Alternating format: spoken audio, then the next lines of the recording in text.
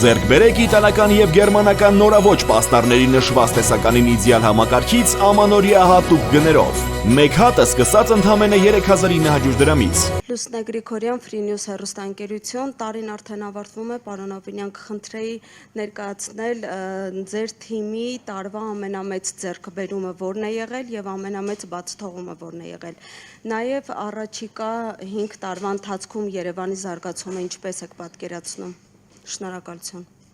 Շնորհակալ եմ, իրականում տենց էլի ոլորտային շատ կարող եմ տարբեր ուղղություններով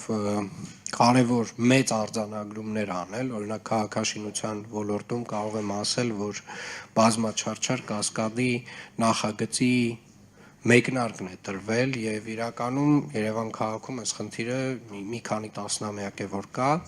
կենտրոնական հատվածում կասկադի կառուցվելու է մի ենթակառուցվածք, որը ծառայելու է քաղաքին, մենք ունենալու ենք 1000-ից ավել տեղանոց համերգասրահ, ունենալու ենք ժամանակակից արվեստի թանգարան, ունենալու ենք տարբեր հանրային տարածքներ, տարբեր ռեստորաններ, տարբեր հատվածներ, որոնք որ պատկանելու են Երևանի քաղաքապետարանին։ Այսինքն կենտրոնական հատվածը պատկանելու է քաղաքին եւ կարծում եմ սա շատ կարեւոր եւ մեծ ձեռքբերում է։ Մեծ ձեռքբերումներից ունենք առելի ծավալի իրականացրած կանաչապատման աշխատանքներ Երևան քաղաքում եւ այս տարի նույնպես մենք էական ծավալներով ավելացրել ենք Երևան քաղաքի կանաչապատ տարածքները, մասնավորապես մեր մեկ շնչին ընկնող կանաչապատ տարածքները 8 քառակուսի մետրից վերջին 3 տարիների ընթացքում ավելացել են եւ դարել է 8.5 քառակուսի մետր, որը որ արդեն իսկ կարելի ասել մոտ է առողջապահական համաշխարհային կազմակերպության ստանդարտներին, մենք հաջորդ տարի հատելու ենք 9 քառակուսի մետրի սահմանը, այս պայդրությամբ իրականացում են ու Բարաշենի հատվածում մոտավորապես 8.5 հեկտար նոր կանաչապատ տարածքներ, կանաչապատ շերտ կառուցելու եւ ստեղծելու հիմնման աշխատանքներն են ընթացքի մեջ, իրականացրել ենք Նոր-Նորքում եկեղեցու հատվածում մոտ 6 հեկտար տարածքում կանաչապատման աշխատանքներ, տարատեսակ տարբեր այգիներում եւ ծավալային կրկին այս տարի ռեկորդային է եղել։ Ունենք եւ կրթության ոլորտում մեծ ձեռքբերումներ, կարծում եմ մեր նախաձեռնությունը հեռախոսների սահմանափակումների վերաբերյալ դպրոցներում էական դրական ազդեցություն է ունեցել դասապրոցեսների հետ կապված, որովհետև եւ աշակերտներից, եւ ուսուցիչներից, եւ ծնողներից դրական արձագանքներ ենք ստանում եւ կարծում եմ մենք որոշակի չափումներ կկարողանանք իրականացնել հետագայում եւ վստահ եմ, որ դրանք այդ չափումները դրականն են լինելու։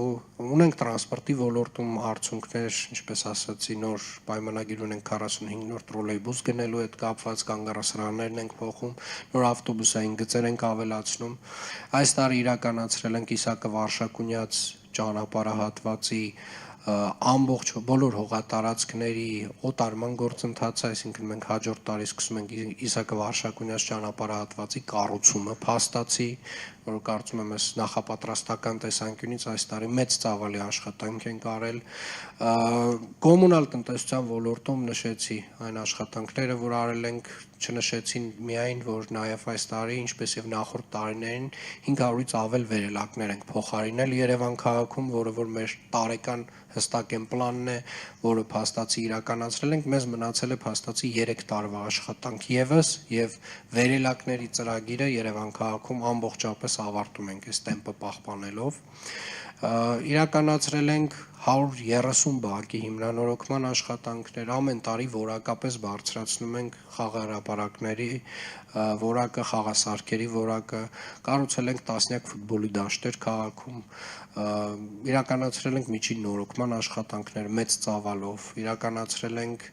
մանկապարտեզների հիմնանորոգումներ,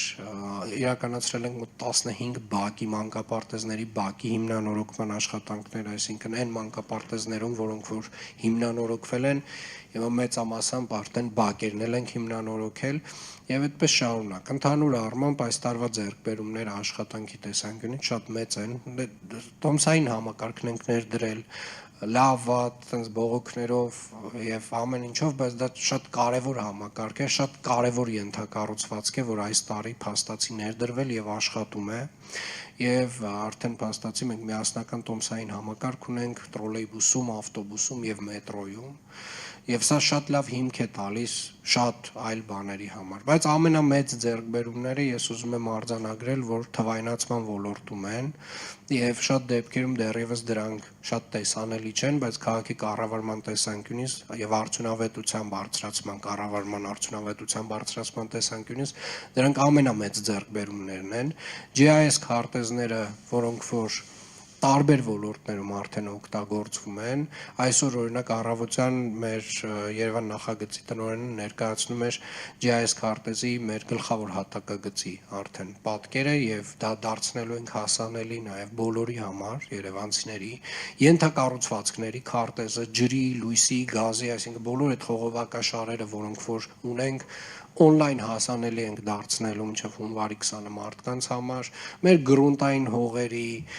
եւ այդպես շարունակ, այսինքն ոլորտային առումով այտենց GIS-ում շատ մեծ ձեռքբերումներ ունենք, ես մի օրինակ էլ կբերեմ, որը շատ հետաքրքիր օրինակ է,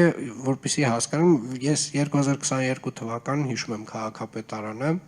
երբ մենք ունեինք տենց մոտավորապես տենց ակերի վրա տենց հատուկ բաներ, որոնցով թղթեր էին տեղափոխվում մեծ ծավալի այս շենքով եւ հիմա օրինակ մենք ունենք մի համակարգ, որը որ մեր ավտոբուսների տեսախցիկներին է միացված եւ արհեստական բանականությամբ այն փողոցներով, որով որ այդ ավտոբուսը անցնում է, արձանագրում է փոսերի քանակը եւ չափը, կոնկրետ կետային եւ արտացոլում է քարտեզի վրա։ Այսինքն ուզում եմ ասել, թվայնացման ոլորտում մենք շատ մեծ առաջընթաց ունենք եւ այս առումով կարծում եմ դեռևս մյուս տարի արդեն շատ բաներ ավելի ու ավելի կհանրայնացվեն եւ մարդիկ Երևանի քաղաքապետարանի ծառայություններից օգտվելու համար, նույնիսկ այսօր կարող են միայն թվային օգտվել։ Yes.Yerevan.am կայքով չկա մի ծառայություն, որ Երևանի քաղաքապետարանը չի մատուցում թվային կերպով։ Մյուս տարի հուսով եմ արդեն հավելվածը կունենանք, ակտիվ քաղաքացի հարթակ ունենք եւ այդպես շարունակ։ Որոնք են եղել ավելի բարդ գնացող ծրագրերը, իհարկե